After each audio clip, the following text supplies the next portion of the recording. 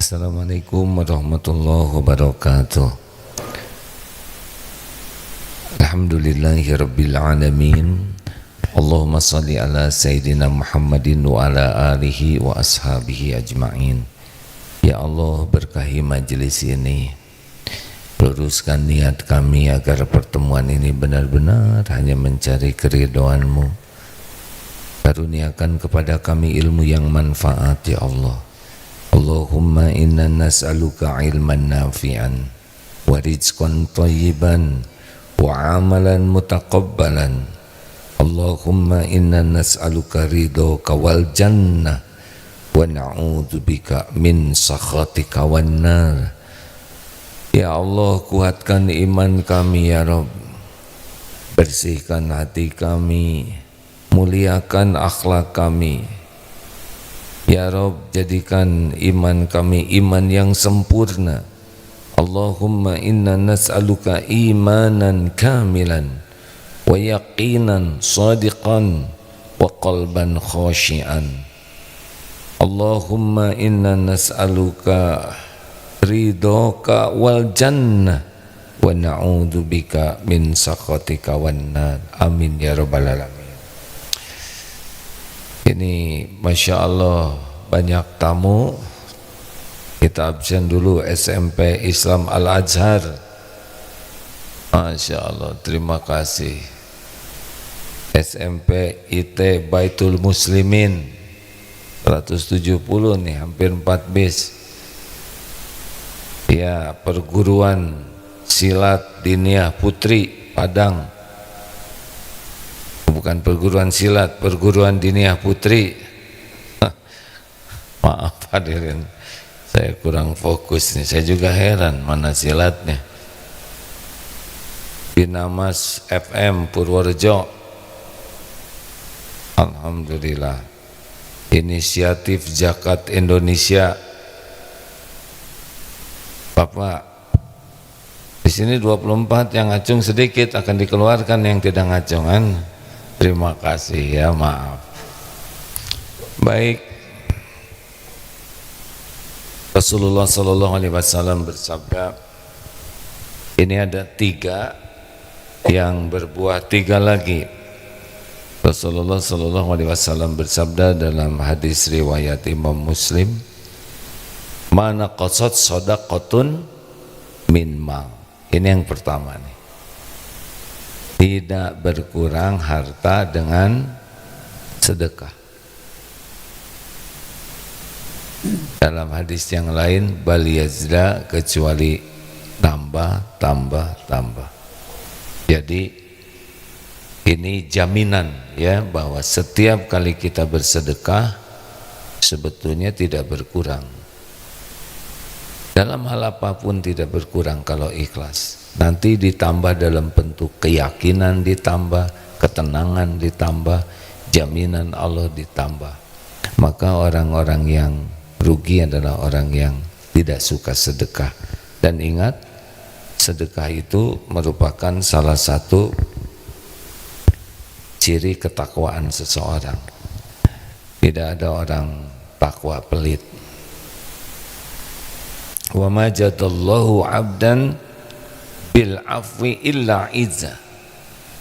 Dan tiadalah orang yang memaafkan kesalahan orang lain kecuali Allah akan menambah kemuliaannya.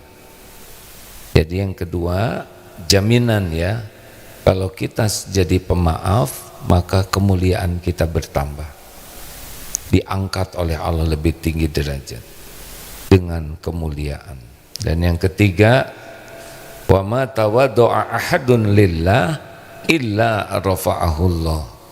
Tiadalah orang yang rendah hati karena Allah kecuali Allah mengangkat derajatnya. Sedekah tidak akan mengurangi, pemaaf akan diangkat oleh Allah ya, kemuliaannya. Dan yang ketiga, dia adalah orang yang tawadu, kecuali Allah meninggikan derajatnya.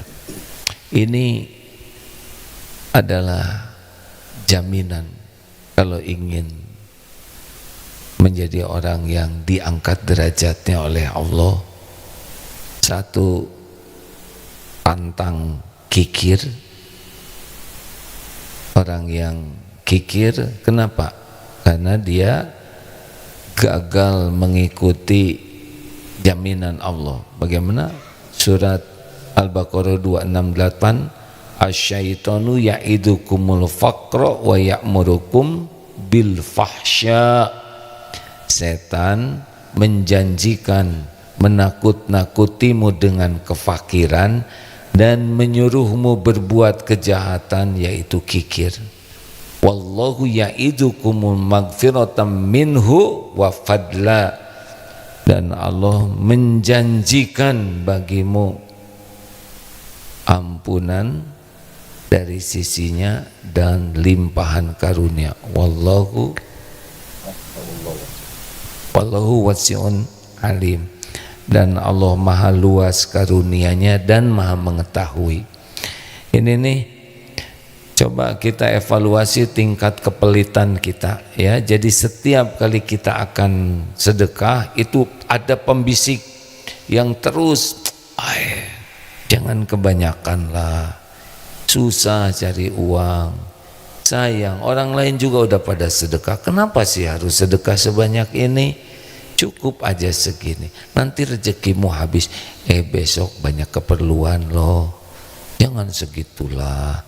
Orang juga pada nyumbang, mudah sedikit aja, terus dibisiki, berkurang rezekinya, bekal miskin, besok nggak ada, jadi turun. Nanti kalaupun ada mau nyumbang 50.000 2 lembar, bagus, nanti pasti yang lepet, ya kan? Terus dicari yang jelek, yang sedikit. Kenapa? Karena kita lebih sibuk mengikuti bisikan. Harusnya bagaimana? Sudahlah, bahwa uang yang kita sedekahkan itu milik Allah. Allah udah nitipkan, keluarkan saja, tidak akan berkurang. Orang pelit dari Allah, orang dermawan dari Allah. Udah, keluarkan. Jangan lama-lama mikirnya. Jangan terlalu banyak pertimbangan. Karena makin banyak pertimbangan, makin pelit. Ada kesempatan sedekah, jebet-jebet saja. Gak usah terlalu sering melihat jumlah uang di rekening. Waduh, berkurang, enggak lah, terus saja kasih. Udah nggak usah banyak mikir, udah jamin lah. Makanya cara yang paling gampang nambah rezeki adalah sedekah. Sedekah itu penolak bala, sedekah itu penghapus dosa, sedekah itu pembuka aneka karunia. Makanya sudahlah, nggak usah kebanyakan pikir, jebet-jebet, ada kesempatan kasih, ada kesempatan kasih. Orang yang ahli sedekah itu adalah orang yang dikit-dikit sedekah. Dapat kebahagiaan sedekah, ada berita sedih sedekah, sakit gigi sedekah. Caranya adalah dialokasikan. Seperti misalkan kita mengalokasikan dana untuk cicilan rumah, untuk bayaran sekolah, untuk beli bensin, kita kan mengalokasikan. Nah, sedekah juga alokasikan. Jadi ini udah ada anggaran buat sedekahnya. Kurang semangat dengar ceramahnya ini, kayaknya kurang menyenangkan ceramah ini. Dalam situasi sulit itu justru sedekah harus lebih banyak. Bagaimana dalilnya? Alladzina yunfikuna fis-sarra'i wad-dharra. Justru sedekah itu makin mantap dalam susah. Allah udah tahu keperluan kita, Allah tahu uang kita, Allah tahu apapun yang ada pada diri kita. Kalau kita senang sedekah, lihat saja hati jadi makin yakin ke Allah. Kalau hati makin yakin, maka kita makin tenang. Hadiah sedekah yang paling utama adalah hati tidak ragu kepada Allah Subhanahu wa taala. Yang kedua tadi apa? Pemaaf.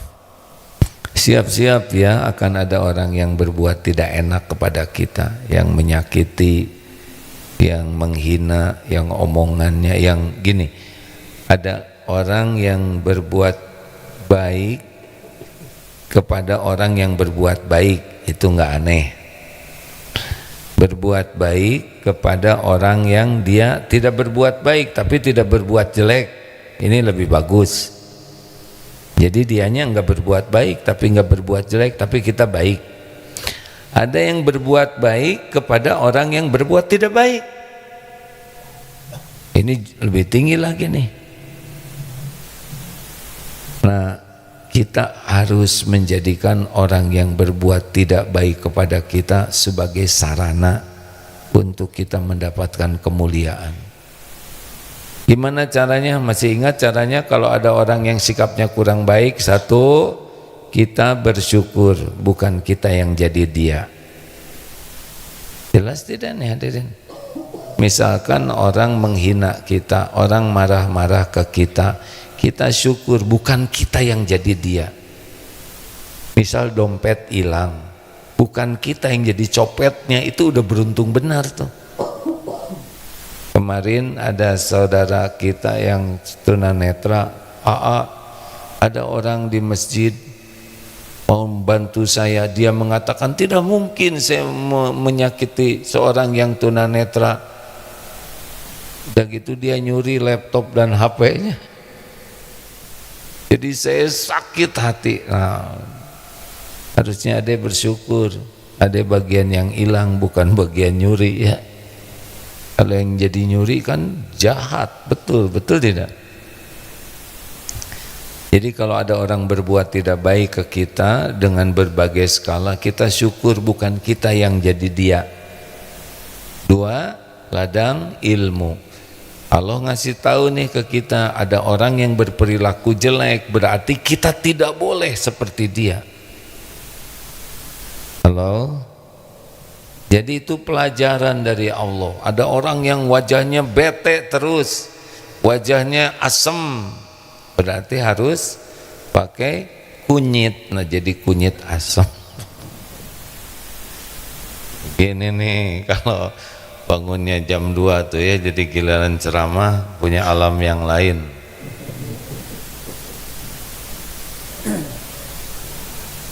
Satu apa? Ladang syukur, bukan kita jadi dua. Dua, ladang ilmu, kita dapat pelajaran.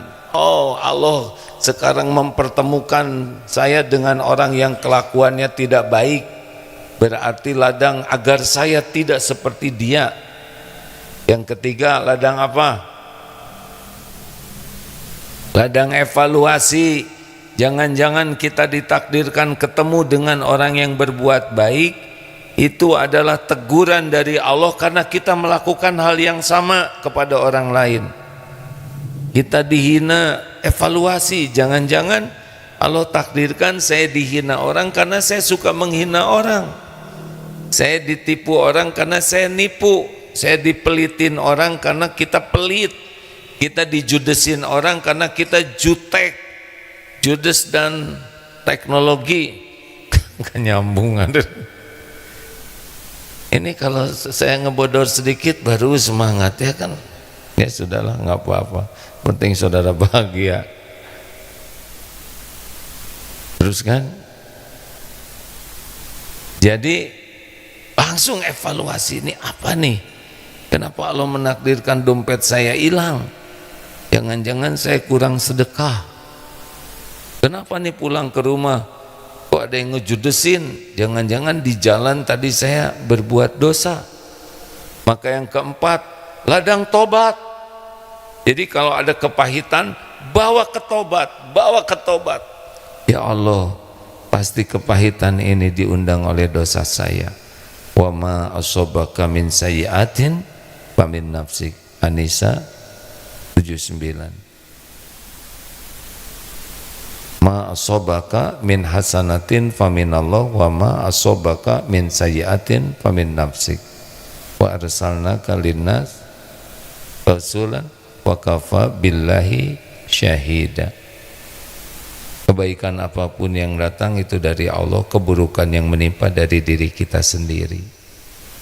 Jadi kalau ada yang gak enak tuh jangan merasa sebagai korban orang lain, tapi kita korban perbuatan kita sendiri. Orang itu punya dosa menyakiti kita, tapi itu coupling dia. Tapi kenapa kita kepilih menjadi orang yang tersakiti? Nah ini pasti ada kontribusi dosa kita. Suratnya apa? An-Nisa 79 dengan Asy-Syura ayat 30. Wa ma asabakum min musibatin fabima kasabat aydikum wa ya'fu an katsir. Lanjut. Latihan apa lagi?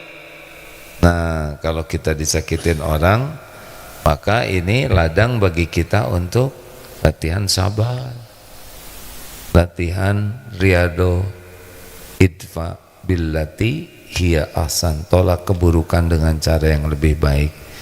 Jadi ini kesempatan bagi kita untuk memaafkan. Nah, tadi kan ada wal afina anin nas, latihan kita tidak marah, latihan memaafkan, latihan membalas keburukan dengan sikap yang baik. Karena ada orang yang berbuat jelek kepada kita, kita bisa jadi latihan menahan amarah. Wal kadhiminal ghaidh. Karena ada yang berbuat enggak enak, maka kita punya peluang memaafkan. Tuh kan kurang semangat, ya udah saya maafkan. Jadi wajahnya kelihatannya kalau kurang seru. Ini serius nih. Sudah setuju? Tidak harus setuju. Emang begini kan? Sabar. Siapa yang nyebut sabar? Nah. Jadi karena justru ada lawannya, kita punya kesempatan mengamalkan Ali Imran 134. Ciri orang takwa bisa menahan amarah, memaafkan dan membalas dengan kebaikan. Mulia kita tuh gara-gara ada orang yang berbuat jelek tuh. Sedunia sekarang melihat hebatnya iman orang Palestina, benar? Sesudah diperangi oleh Israel, ya kan? Jadi justru perbuatan buruk orang itu yang mengangkat derajat kalau kita menyikapinya dengan benar. Setuju tidak? Dan yang terakhir apa tadi? Wa ma tawaddu'a ahadun lillah illa rafa'ahullah. Tiadalah orang yang rendah hati karena Allah.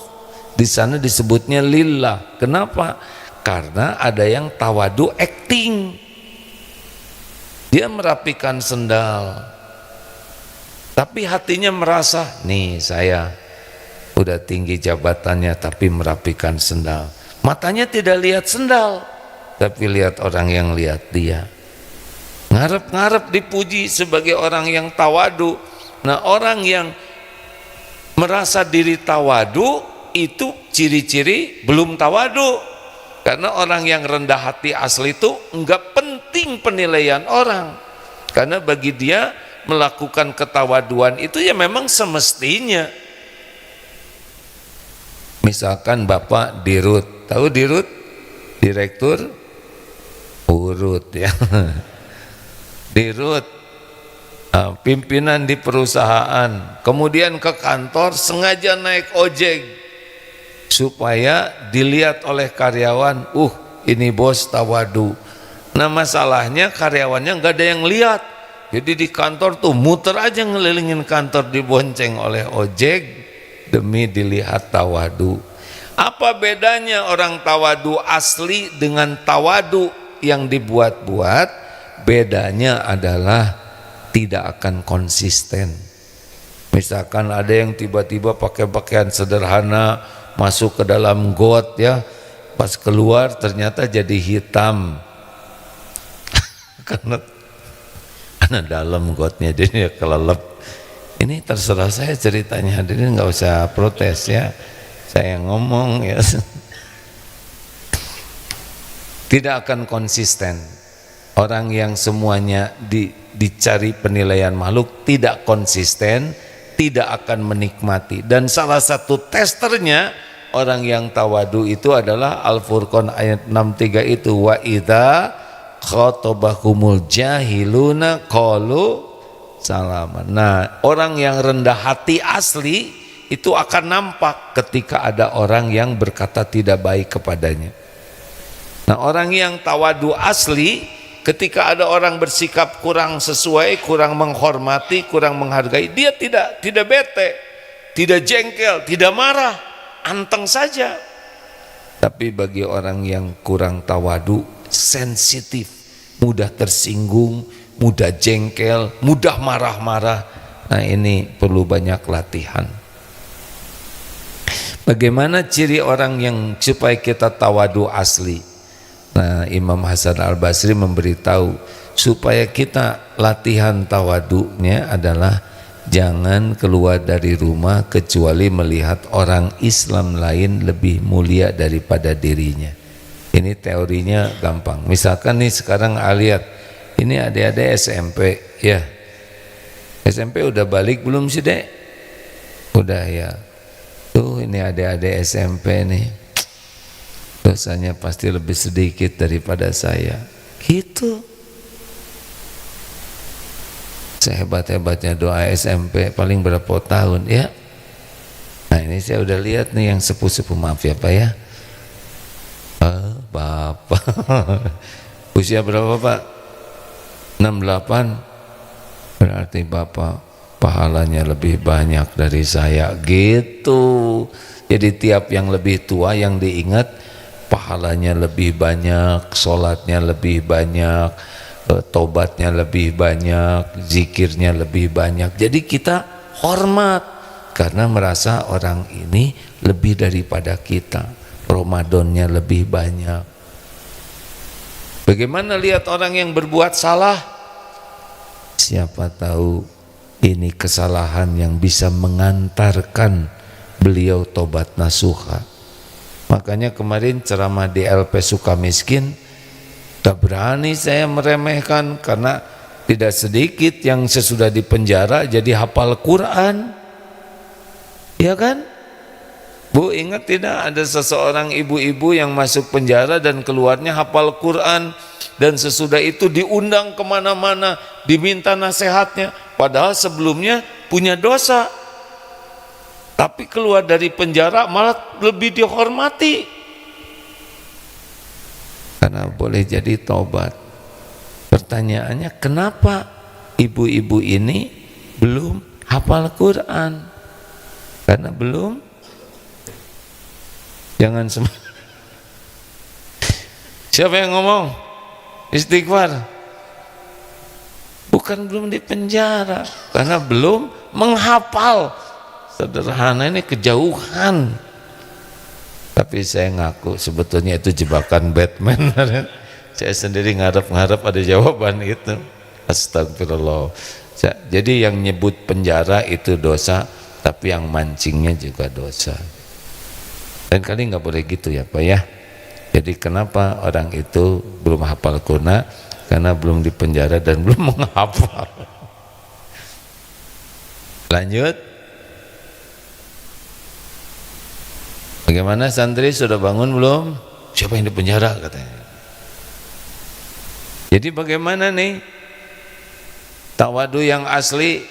Ciri lainnya orang tawadu asli itu sangat nikmat mendapatkan masukan, saran, koreksi.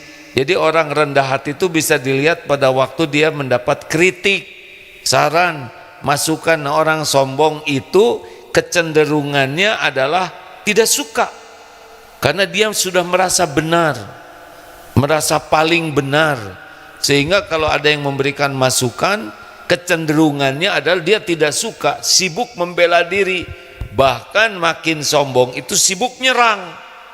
Bu, sebaiknya ibu nggak usah banyak bicara. Kata siapa saya banyak bicara? Saya tidak suka bicara. Saudara jangan menuduh saya sembarangan ya. Ukur diri saudara sebelum terus saya ngomong. Begitulah ya. Orang-orang yang sombong itu alergi terhadap nasihat, saran, kritik, koreksi, dia. Atau acting, pura-pura dengar nasihat tapi udah itu dipecat. Ada. Coba siapa yang beri masukan, Pak Direktur, sebaiknya Pak Direktur tuh sholatnya di masjid dong, jangan di kantor terus. Oh, terima kasih ya. Besoknya teh PHK. Memang berterima kasih tapi PHK.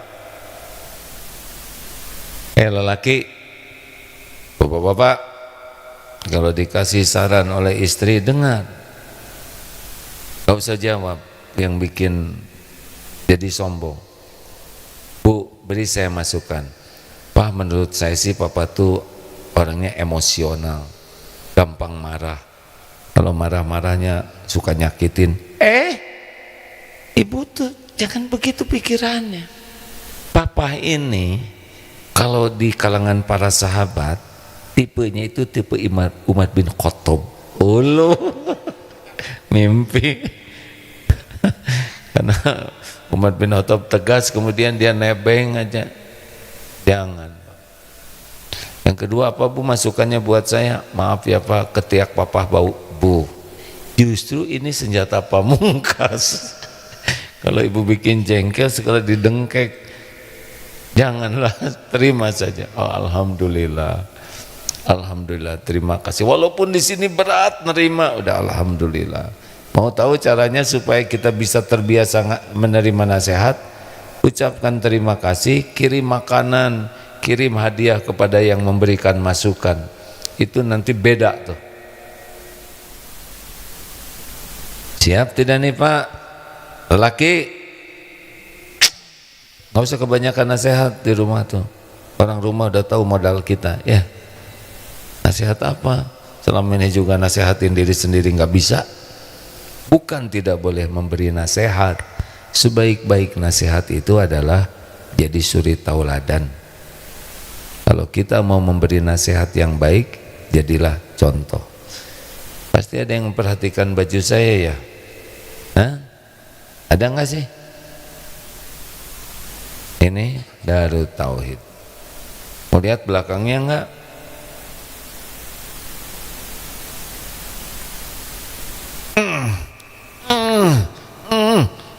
Tahu ini apa? Ada tulisan nggak sih? Masa nggak kebaca? Oh, ini persis seperti yang di kuburan. Di kuburan ada batu nisan besar.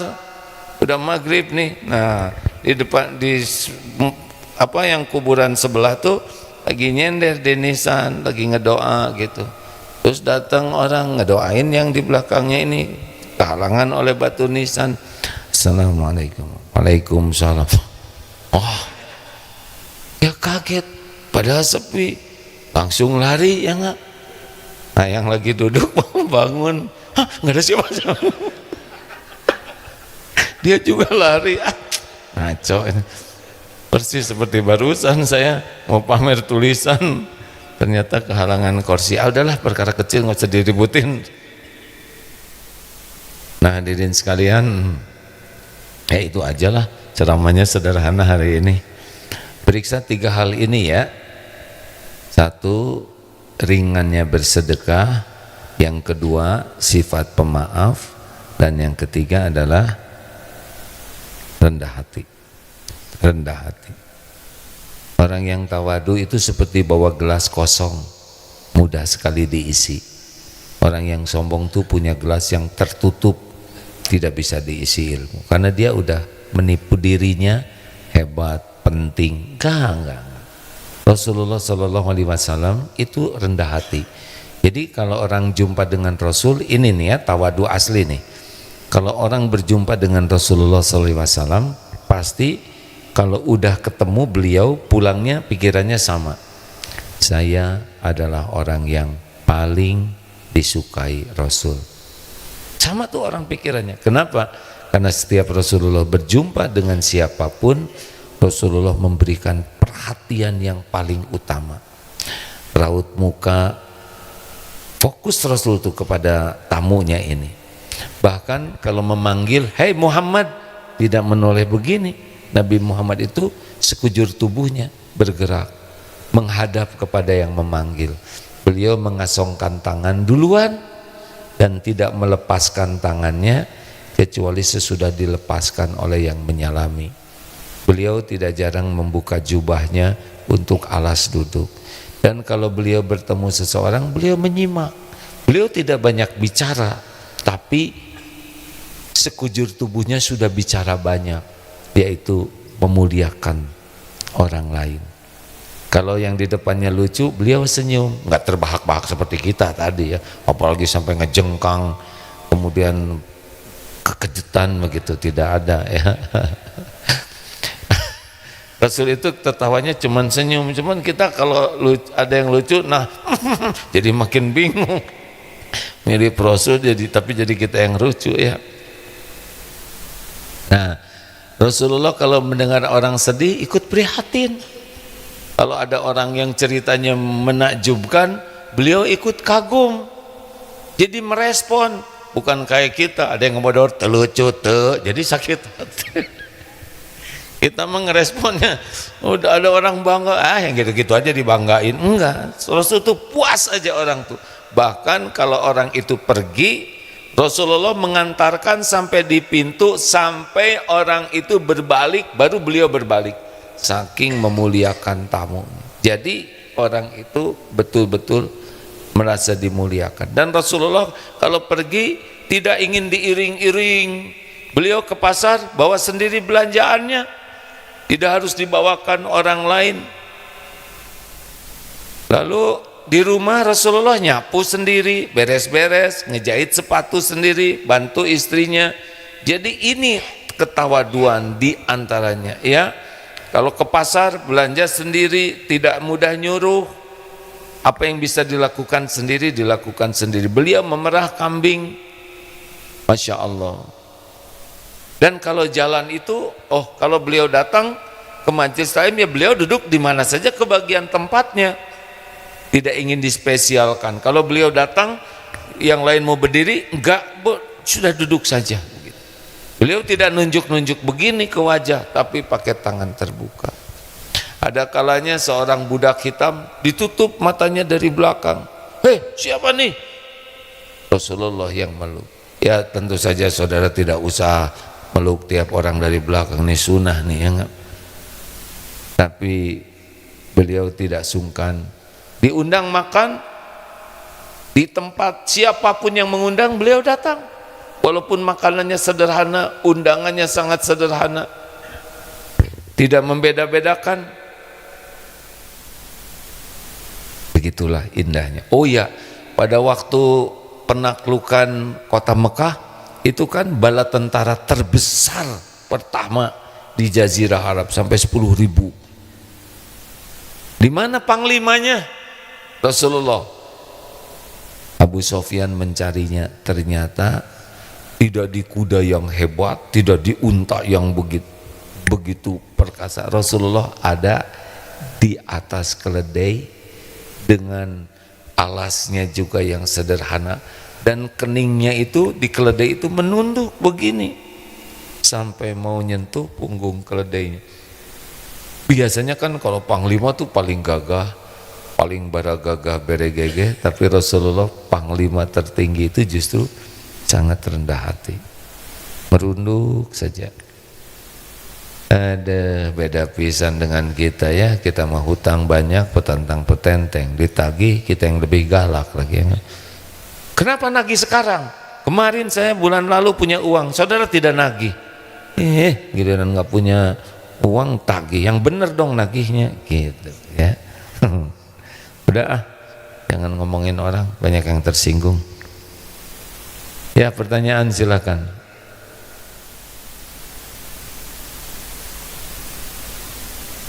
Bismillahirrahmanirrahim. Assalamualaikum warahmatullahi wabarakatuh. Waalaikumsalam warahmatullahi wabarakatuh. Izin bertanya,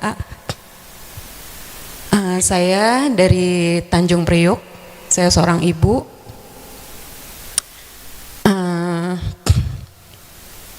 Saya saya ingin baru menyadari di saat usia sekarang ini bahwa saya selama ini hidup saya kacau.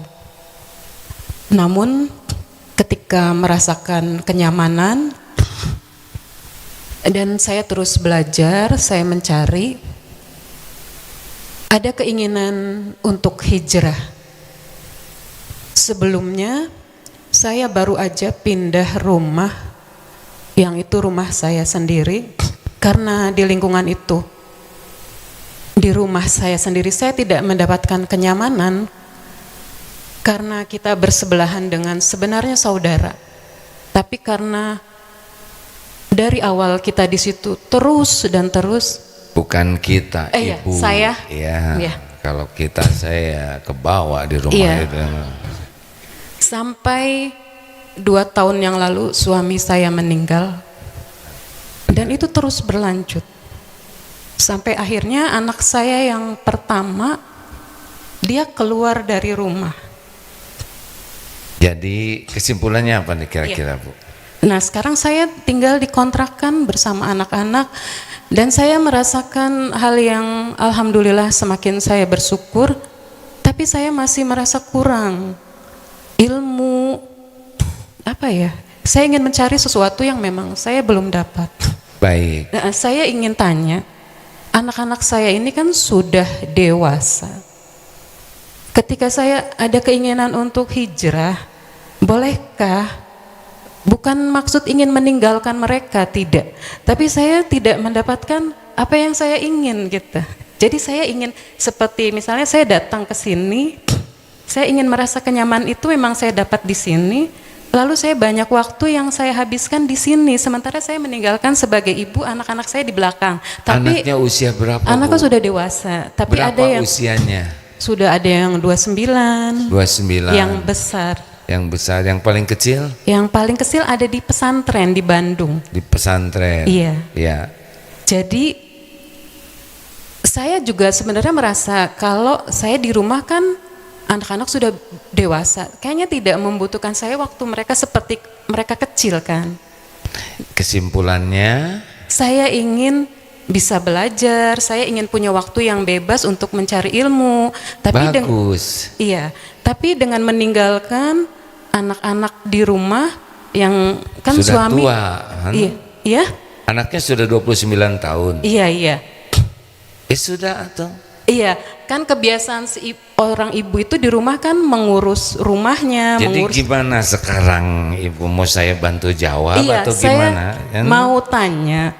Iya, Saya ingin hijrah. Benarkah tindakan saya itu meninggalkan anak-anak saya di rumah gitu dengan waktu yang bisa, apalagi ini kan mendekati Ramadan. Saya udah bilang ke anak-anak, ibu pengen sekali selama Ramadan Ibu hijrah. Iya. Ya. Jadi Iya, maksudnya pertanyaannya, Iya. benarkah saya meninggalkan anak-anak yang di rumah ini gitu? ya. Itu pertanyaannya. Bagus, Iya. alhamdulillah. Makasih. Assalamualaikum warahmatullahi wabarakatuh. Waalaikumsalam warahmatullahi. Jadi intinya ibu ingin hijrah, nambah ilmu. Di rumah anak sudah besar. Ada berapa di rumah anak? Ada 5. Yang di rumah 5. Lupa kan? Di rumah jadi ada 3. Ayo Mim, fokus. Di rumah ada berapa? Yang di rumah ada 3. Yang Kan, yang nomor yang 2. sudah besar-besar. Iya, iya. Baik, ibu harus nyelamatin diri ya. Mereka udah bisa makan belum? Udah. Ya udah. Jangan disuapin terus ya. Iya, betul. Ibu harus selamat. Iya. Iya, sebenarnya ibu-ibu semua tahu karena anak-anak di rumah kebiasaan sama ibunya itu kan biasanya dilayani. Jadi salah ibu ya. Kenapa harus melayani terus? Iya, itu. Ibulah yang bikin mereka tidak berdaya, betul tidak? Iya. Sayang itu tidak harus selalu dengan melayani. Iya, betul. Udah ibu pesantren ya. Anak-anak udah gede dilayanin terus. Iya. Ini juga jadi anak-anak memalukan. Iya, sebenarnya masalahnya kalau ibunya nggak ada di rumah, Ya, pasti mereka kan bebas, mereka semaunya gitu. Walaupun mereka sholat. mereka udah gede, Bu. Iya, betul. Jadi Saya maksud jadi marah nih sama mereka. Wah, Iya. jadi saya gagal nih jadi menahan maksudnya apakah ini takutnya saya dianggap meninggalkan tanggung jawab saya sebagai ibu terhadap mereka gitu. Itu aja maksud saya, apakah saya salah atau tidak gitu. Enggak tahu ya. Ibu duduk sama-sama dengan anak-anak ya. Nah, ibu udah umur segini, ibu merasa iman lemah. Anak-anak sudah besar, harus bisa bertanggung jawab. Ibu ingin sisa umur ini bisa selamat. Ibu harus belajar supaya nanti bisa memberikan lagi ilmu. Sekarang kalau ibu ngurus tanpa ilmu, bisa jadi ibu ngasih contoh yang salah. Di rumah malah semua jadi babak belur gara-gara kita kurang ilmu, kurang iman. Jadi dicas dulu. Ya. Baik, begitu Bu. Iya Pak, alhamdulillah. Daftar sekarang juga ya. Ada program masa keemasan. Ibu udah tahu program ini belum? Sudah. Nah, tinggal daftar ya. Sampaikan salam ke anak-anak. Nah, ini kesempatan. Cuma kalau anak membatasi, anak itu suka gini, Ibu boleh tapi ada tapinya gitu. Itu gimana tuh? Suruh dia pesantren. Cocok ya. Setuju? Semua anggota dewan setuju? Kenapa kita jadi riwa begini? Ini keterlibatan emosi ya. Ya Bu. Ya, makasih alhamdulillah. Sebetulnya belum selesai, ya udahlah. Udah nggak apa, makasih ya Bu. Bu, saya mohon maaf ya, saya agak bergurau. Sebelahnya itu yang ngacung barusan. Ya. Bismillahirrahmanirrahim. Assalamualaikum warahmatullahi wabarakatuh. Waalaikumsalam warahmatullahi wabarakatuh. Ustadz, saya Zahra. Saya merupakan santri dari Deki angkatan 118. Deki, Ya. baru ini. Baru. Baik, alhamdulillah. silakan. Ya Ustadz, ini saya nggak bermaksud untuk menjelekkan keluarga atau bagaimana ya Ustadz. Jadi ya, ganti ceritanya, saya akan cerita. Saya mau bertanya, ada sebuah keluarga. Gitu. Jadi saya ini lahir dan tumbuh di keluarga besar yang alhamdulillah luar biasa agamanya gitu, pemahaman agama gitu. Alhamdulillah. Ya seperti itu. Cuman memang kekurangannya adalah keluarga besar saya satu sama lain itu saling menjelekkan satu sama lain, saling menjatuhkan satu sama lain, seperti itu Ustadz gitu. Jadi kalau kita kumpul keluarga atau kita itu kumpul lebaran itu rasanya berat gitu. Baik. Harusnya jadi ladang untuk silaturahim, tapi malah jadi ladang dosa seperti itu Ustadz. Ya. Nah, saya sendiri sama orang tua saya itu sudah memaafkan apapun itu ya Ustadz gitu, karena memaafkan itu lebih mudah, doanya itu untuk tembus ke langit gitu. Nah, tapi Ustadz kalau keseringan diperlakukan seperti itu juga kita juga namanya manusia ya Ustadz ya gitu. Kita Oh mungkin bisa iya, memaafkan. manusia betul ya. Kita manusia ya, mungkin punya apa ya namanya, punya batasan juga gitu. Iya, Sampai betul. pada akhirnya punya kepala, pundak, lutut, kaki. Ya baik, saya bantu karena waktunya hampir habis ya. akhirnya saya dan keluarga saya itu set boundaries gitu, memberikan batasan untuk bertemu sama mereka gitu. Salah nggak sih Ustadz gitu kalau kami itu memberikan batasan untuk ketemu sama mereka, karena daripada kita tumbuh apa ya, rasa benci seperti itu, Baik. tumbuh berantem dan lain-lain gitu. Padahal dalam Islam menyambut silaturahim itu sangat penting gitu. Terima kasih. Benar. Wassalamualaikum warahmatullahi wabarakatuh. Ya, waalaikumsalam. Kesimpulannya begini, bagaimana kalau ada lingkungan yang perkataannya tidak atau belum baik, saya membatasi. Itu pertanyaannya? Betul? Betul. Ah ya sudah kalau gitu. Saya bisa ngomong kayak gini karena udah menyimak dan udah biasa bicara. Jadi tidak usah heran dari 5 menit jadi 5 detik.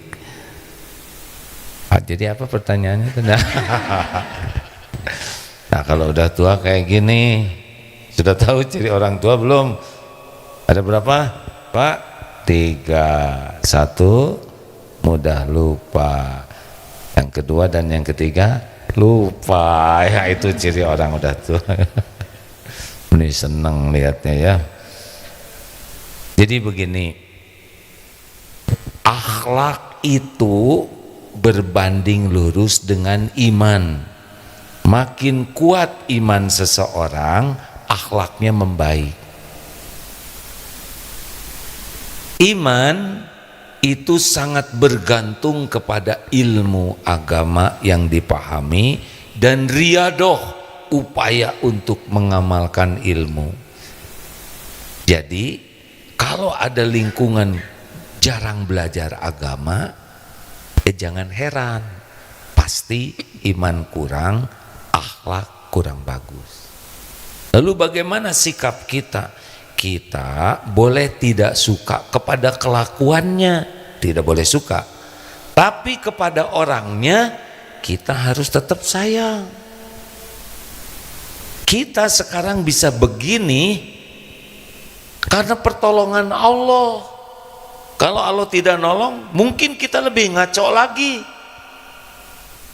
Kita bisa sholat, kita bisa bersabar, kita bisa ke masjid, kita bisa belajar. Ini min fadli rabbik, karunia Allah. Nah, saudara kita yang lain itu belum dapat. Makanya jangan penuh kebencian. Karena kalau enggak kita dicabut hidayah, bisa lebih ngaco kita ini. Jelas ini penting kita bersyukur bisa seperti ini. Di antara syukurnya jangan merendahkan. Lalu bagaimana kalau kita menjaga jarak? Boleh? Boleh. Kalau kita belum bisa mewarnai, maka kita jangan terwarnai. Ini iman kita masih segini nih. Kalau ketemu bawaannya jengkel, jadi gibah, jadi sakit hati, jadi marah-marah, hati jadi busuk. Saya belum siap nih. Maka jaga jarak. Aslinya bukan hanya ketemu beliau-beliau, tiap ketemu orang itu berpeluang jadi dosa. Aslinya begitu. Dari pandangan kita, pikiran kita, telinga, mulut. Tapi kita harus ketemu untuk yang bermanfaat. Jadi begitu. Dan sebaik-baiknya dakwah adalah kita jadi tauladan. Karena orang yang suka ngomong jelek itu hatinya tidak tenang. Nah, kalau kita hadir dengan ketenangan, itu sebetulnya Pak Kuat-Kuat ya. Jadi begini Pak Kuat-Kuat itu, kalau kita berusaha meningkatkan ruhiyah, tahajud diperbaiki, zikir diperbanyak, ngaji, kita riyadoh menahan marah, kita itu mengeluarkan energi positif. Tiap orang itu mengeluarkan energi. Nah, dia juga orang yang tidak baik, belum baik, saya tidak nyebut tidak baik lah, belum ya, karena siapa tuh besok lusa lebih soleh dari kita, itu mengeluarkan energi negatif. Nah, kalau kita positifnya besar, ruhiyahnya baik, itu orang akan insya Allah akan terwarnai. Rasulullah SAW sudah 1400 tahun lebih wafat, tetap kemanfaatannya, energi positifnya tembus ke seluruh dunia ini. Benar? Jadi jadikan ladang amal ya. Baik Ustadz, terima kasih banyak. Jadi jatuhnya tuh kasihan, bukan sebel. Kalau sebel, auras nyebelinnya akan keluar dari kita. Tapi kalau sayang, nah Rasulullah itu dakwah itu kunci hatinya tuh ikhlas dan kasih sayang. Makanya orang-orang yang kasih sayang itu, dengar tentang singa, belum cari kisah yang lain. Di Kolombia ada kebun binatang, ada kandang singa, dipukul ini teralisnya oleh seorang ibu-ibu. Dan ketika singa itu menoleh, ada ibu-ibu di dekat teralisnya, dan keluar itu tangannya tuh, ternyata bukan menerkam, memeluk, dipeluk sampai kelihatan kangen sekali. Singanya besar. Kenapa singa ini meluk ibu ini? Apa karena kecantikannya? Silakan cari yang cantik lalu dekatkan ke kandang singa. Kita lihat berapa lama kecantikannya bertahan. Apa karena kaya? Silakan cari emak-emak sosialita. Apa karena pejabat? Tidak. ternyata 6 tahun yang lalu ketika singa ini masih kecil, singi ya,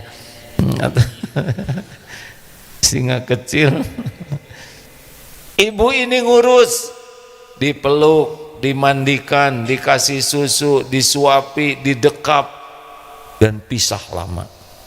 Singa, binatang buas tidak melupakan kasih sayang. Tuh begitu. Rasulullah kita tidak lihat wajah beliau, tidak dengar suaranya, tidak ada rekamannya, tembus ribuan kilometer, ribuan tahun ke hati kita. Ini the power of love. Ada romantis nih. The power, kasih sayang itu apa bahasa Inggrisnya? Love story. Affection Ustadz. Jadi susah begitu. Ya sudahlah. The power of yang tadi. Affection. Oke lah, is oke ya. Jadi selamatkan itu saudaranya ya. Kalau kita sayang, sama nih. Memang di Indonesia ini kulang katih tayang ya, makanya jadi cucah itu punya. Terima kasih terima kasih Bapak Ibu yang baik, Masya Allah. Hari ini perasaan saya agak lucu ya. Ini sampai ada yang nge-WA katanya lucu. Ndud, kamu jangan ngomong gitu Ndud. Ya emang lucu katanya. Ya udah lah, nggak akan bertengkar. Terima kasih hadirin sekalian. Assalamualaikum. Aat lucu terus katanya gitu. Nggak terus lah, dikit-dikit ya. Nggak usah bertengkar. Mangga aja terserah Ndud ya, menyebut lucu, mau garing silakan. Terima kasih sahabatku sekalian. Kita tutup doa akhir majlis. Subhanakallahumma wa bihamdik, asyhadu alla ilaha illa anta, astaghfiruka wa atubu ilaik. Assalamualaikum warahmatullahi wabarakatuh.